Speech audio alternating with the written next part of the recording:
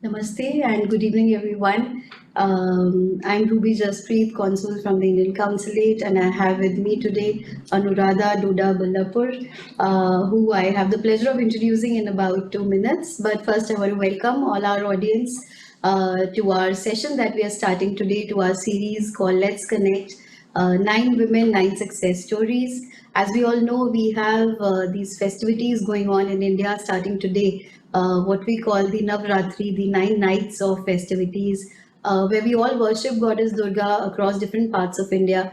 And the 9 nights culminate into Dussehra, what we know as the victory of good over evil.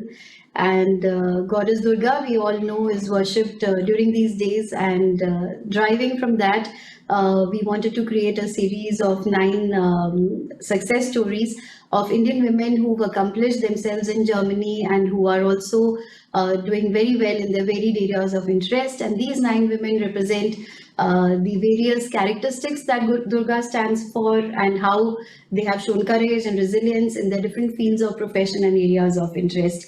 So, Anuradha, firstly, I want to welcome you to today's session. We are starting with you. You are our one of the youngest representatives of Indian women achievers in Germany. Anuradha has been in Germany since 2011. While she is a scientist working with the Max Planck Institute, Anuradha is now the captain of the German national women's cricket team. And we're very happy to share that Anuradha has had led her team to 9 consecutive victories in this year against Oman and Austria. Anuradha is more famous now because just last month she made the world record of taking 4 wickets in 4 consecutive balls. And I'm told she's the first woman in the world to do so. And she's made not only her German cricket team proud, but the whole Indian community very proud. And Anuradha, you are a very good representation of the qualities we were talking about when we are referring to Goddess Durga. You're showing courage, you're showing fearlessness, and you're managing so many things at the same time. So, can you please introduce yourself, Anuradha, and tell us more about yourself? Sure. Well, first of all, thank you for that very generous introduction and for having me. Well It's a deserved. pleasure. Yes. Yeah, so I'm partly scientist, partly cricketer, as you Yeah. said. Yeah. And I'm from Bangalore originally, and I've been in Germany since 2011. And science and cricket are sort of like the two eyes, as they say. Hard to choose between both. But I've had a pretty long playing career, so to speak, in India. So I Yeah. played for Karnataka for about 10 years. So that's where the love for the game started. And I'm actually really grateful that here in Germany I can still contribute playing as well as being involved in other aspects of the game to kind of grow and develop the sport. So happy to be here in this phase Yes. of growing cricket in Germany. Yeah, no, we are very happy that there's an Indian face here in Germany representing the cricket team. Anuradha, but you were born in Bangalore and you had a series of cricket matches. You played also for the Karnataka team. Can you tell us more about that? How did your journey begin? How did you find your interest in cricket? And how did you manage it with your studies, which were also not light studies, I would say? Yeah. Yeah, I mean, like every other Indian kid, I played a lot of gully cricket with my brother. I had two cousins as well in the same household growing up. So I guess, after school, putting your bag away and just playing cricket in the evenings was just quite the norm. And in the family, we've had a lot of cricket fans, like from my father to grandfather. So it's always on TV or on radio. So we picked up the sport quite easily. It was only in I think 1998 or 99 when I happened to get into a bit more organized cricket training through a friend in school. And yeah, I got into playing for the Karnataka state team for the age groups, so under 16, under 19, and the senior squad. So that was for about a decade. And I got to learn a lot of stuff with the teammates, with the coaches, and it was a fantastic journey. So very grateful for all those opportunities.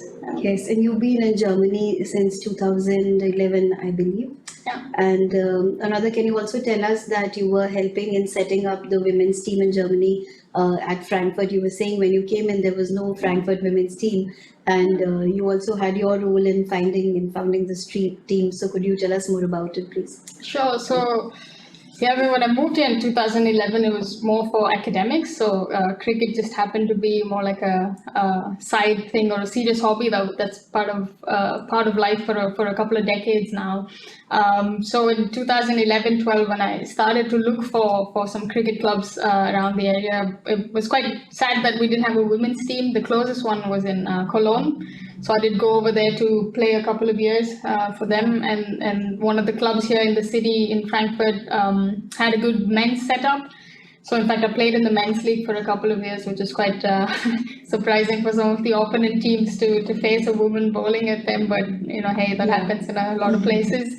So I guess it started off there thinking about starting a women's team in collaboration with the Deutsche Cricketbund, which is the national cricket body here in Germany.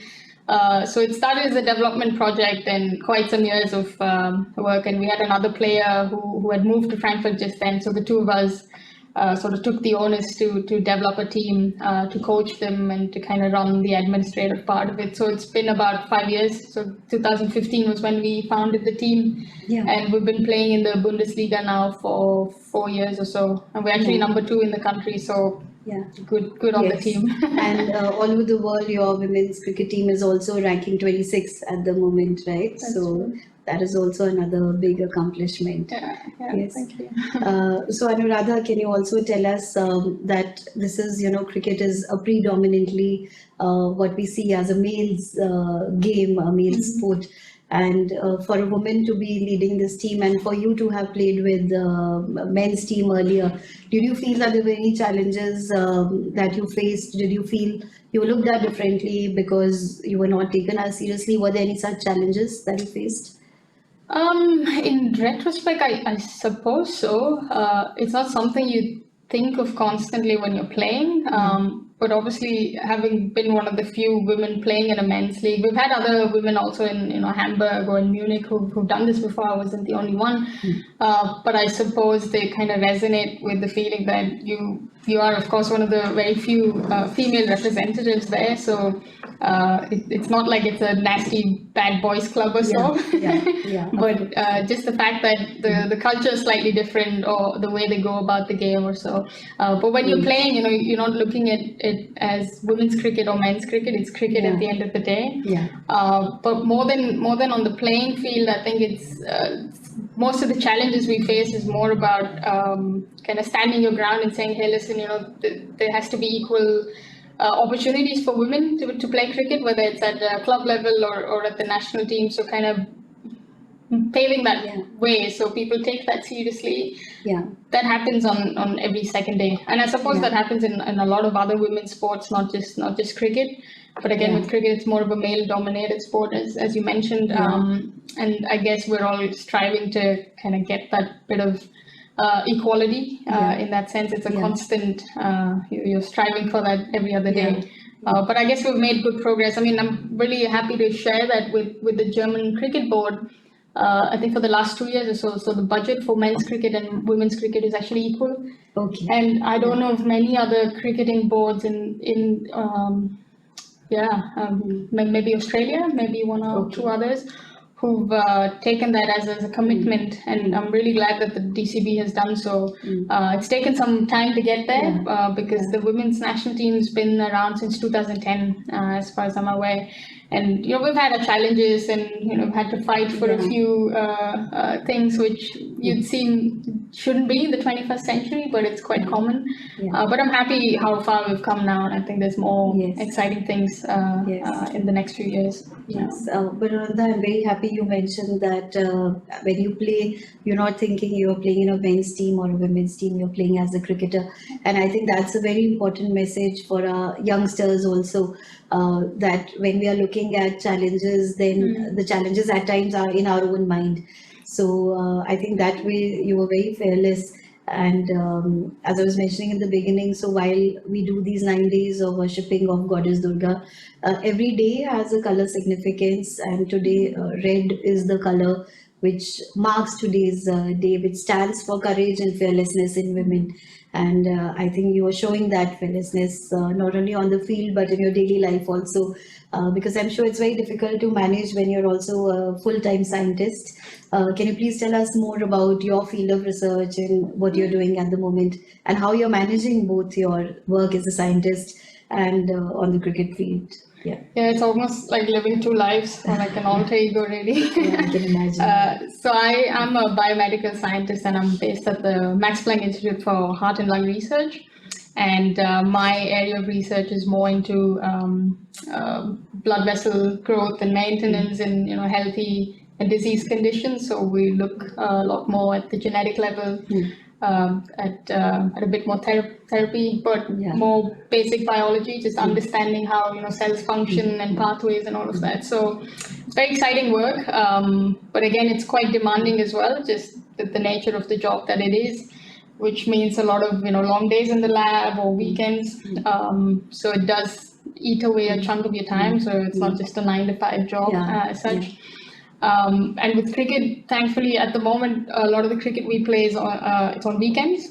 So whether it's the national team training, which is once a month on a weekend, it could be anywhere in Germany, or with the club side when we play Bundesliga fixtures, it's always on a Saturday, and sometimes in the evenings after work, there's a bit of training.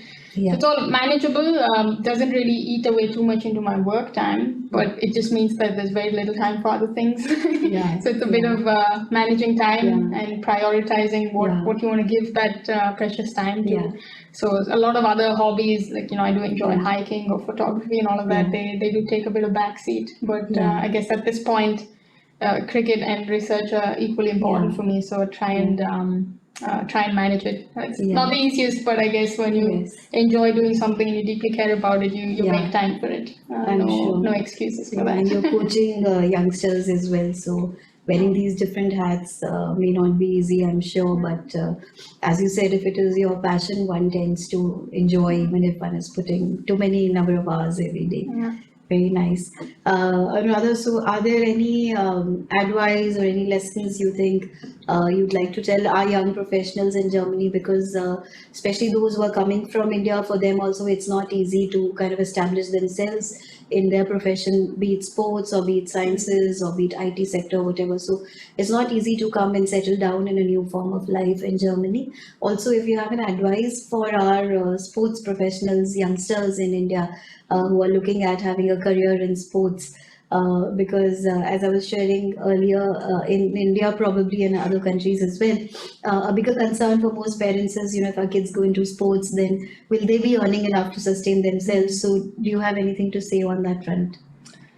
Sure. I mean, I've been really lucky to have very supportive parents and family and friends throughout this journey. And, I can only wish for everybody to have the same kind of support from family and their loved ones. But otherwise, I think it's, a lot of hard work. I guess there's no supplement or, how do you say, there's no other way around it. I guess with sports, a lot of athletes would vouch for that. And it's just having that perseverance to really hang on to your goal and working towards it requires a bit of focus, perhaps some sacrifices. Maybe that's a strong word, but for many it's very relative. And kind of trusting your process, your skills, and kind of being grateful for all the coaches and mentors that are part of your life. I'm sure people with long careers always are appreciative of that. Maybe at that moment not, but when you look back, it's a lot of those people who kind of help you in that journey. And I guess for youngsters, it's just about not expecting results or returns very soon, especially with sports. And in fact, in research as well, it's the same. It's years of work. Sometimes you fail, sometimes you got to pick up the pieces, and next day is a new one. Or in any profession for that matter. I mean, your results don't necessarily come immediately. And I personally think as an athlete, having learned a lot of these, a bit of a disciplined life, I guess it translates into everything you do personally or professionally as well. So I think sport as a child or any later part of your life is always it's good for character building, as we say. And I think as a coach, you also kind of try and pass that on, knowledge and things that you've learned. So yeah, I mean, there are loads more opportunities nowadays for I think for women, for example, to pick up sports as an actual profession in India, whether it's cricket or otherwise. 15 years ago, it was a different case when I was still playing for Karnataka or for the South Zone or so.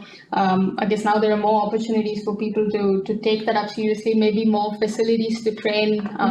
Better support staff, whether it's in terms of fitness, nutrition. All of this is just we never really gave it so much thought. We just wanted to play cricket. It didn't matter 6 hours a day, 8 hours a day. We were just mad about the game. But now there's a more structured way of going about it, and I think people can seek help for every aspect of the game outside of it as well.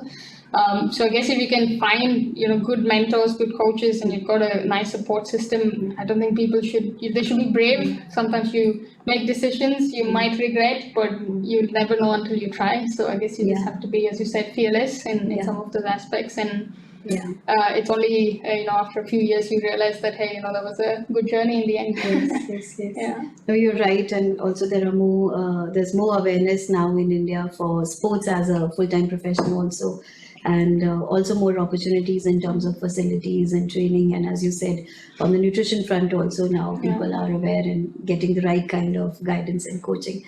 So thank you, Anuradha, for coming today, and we're very happy, very proud of you, and Thank you. also very happy to be starting our series with someone as young, as accomplished, and as nice a face for India in Germany as you. So many thanks for joining us today. Well, pleasure. Thanks for having me as well. Yeah.